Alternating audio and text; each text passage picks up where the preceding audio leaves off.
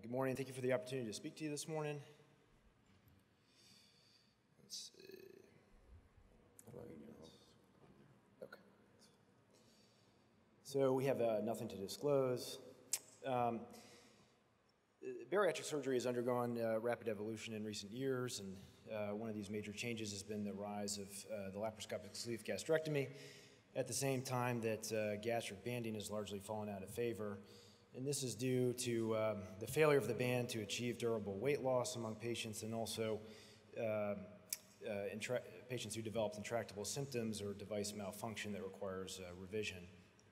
Globally, the band peaked in 2008, at least according to a review performed. And this, in 2008, the use of the band comprised 40% of bariatric procedures. However, this fell to less than 10% in 2013. And at the same time, the use of the sleeve gastrectomy rose from 5% in 2008 to nearly 40% in 2013.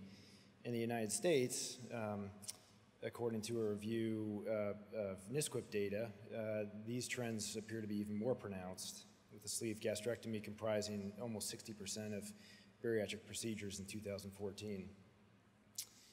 So due to the failures of the band, many patients have presented back to surgeons seeking revisional bariatric surgery. And as a result, we've seen the increasing use of the simultaneous conversion from gastric band to sleeve gastrectomy. However, there is a lack of high-quality data to explain the safety or risks of this procedure. So we hypothesize that the simultaneous conversion of the gastric band to lap sleeve gastrectomy would be associated with higher 30-day risk-adjusted serious morbidity than just laparoscopic sleeve gastrectomy alone. For the study, we used the American College of Surgeons National Surgical Quality Improvement Program databases between the years of 2010 and 2014.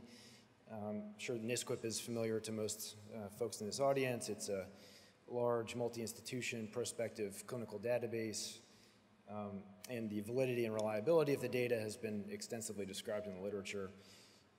NSQIP has extensive preoperative characteristics through 30-day postoperative outcomes. Our study was exempted from IRB review at our institution because NSQIP contains de-identified data.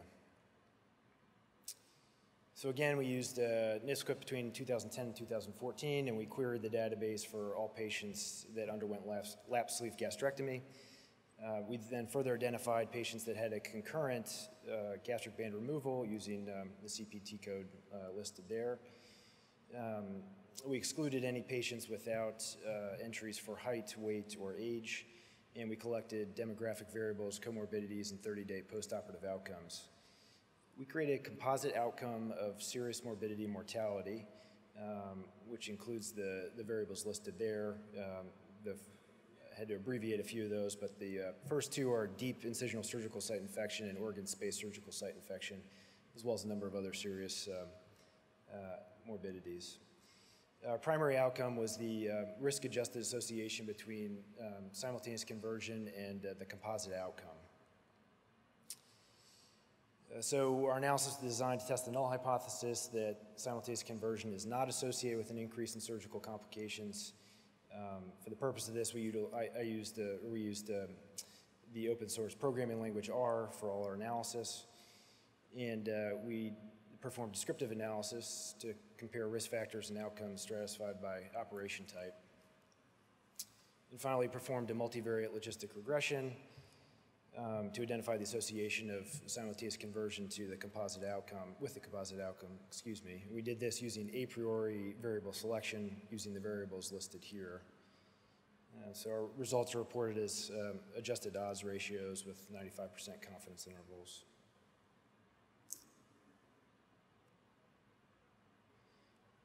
So table one, this table describes our patient characteristics and comorbidities. I hope you can see this, but we had approximately 35,000 patients included for analysis, and about 3% of patients underwent a simultaneous conversion, or about 1,000 patients. The patients undergoing simultaneous conversion were, on average, slightly older than patients who were undergoing sleeve gastrectomy alone.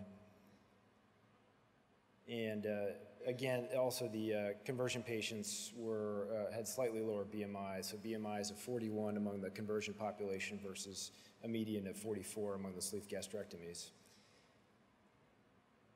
In addition, conversion patients had slightly lower rates of diabetes and hypertension, comorbidities that are commonly associated with morbid obesity. So in addition, more conversion patients were designated ASA Class 2, whereas more sleeve gastrectomy patients were designated ASA Class 3. So this table describes our unadjusted outcomes here. Overall, both procedures were associated with low complication rates, so 3.4% in the sleeve gastrectomy group and 4.4% in the conversion group. This difference did not reach significance. And overall, for all complications, there showed to be a slight increase in complications among conversion patients. However, these differences did not reach significance, with the exception of deep surgical site infection, which there was a slightly higher raw event rate observed in the conversion group. And then also importantly to note, for these complications that could be thought of as surrogates for staple line leaks, so organ space, surgical site infection, postoperative sepsis, septic shock, there was no significant difference appreciated. So we then performed a multivariate logistic regression, and as you can see here, the simultaneous conversion of band to sleeve was associated with a 44% increase in the odds of serious complications, or the composite outcome.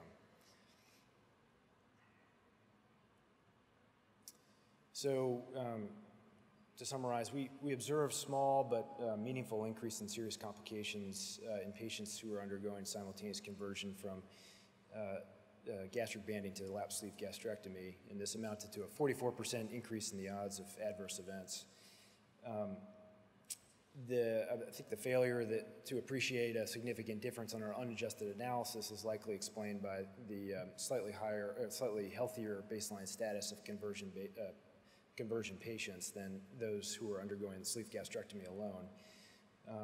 And do feel that these findings demonstrate that conversion has a unique risk profile versus sleeve gastrectomy alone, and that these findings can help inform patients and clinicians about the risk of this unique procedure. However, given the low overall event rates, we still feel that these do not present a prohibitive risk of the simultaneous conversion. So given that the band's failures to achieve durable weight loss and because of its failure rates, other authors have looked into this question of the safety of simultaneous conversion.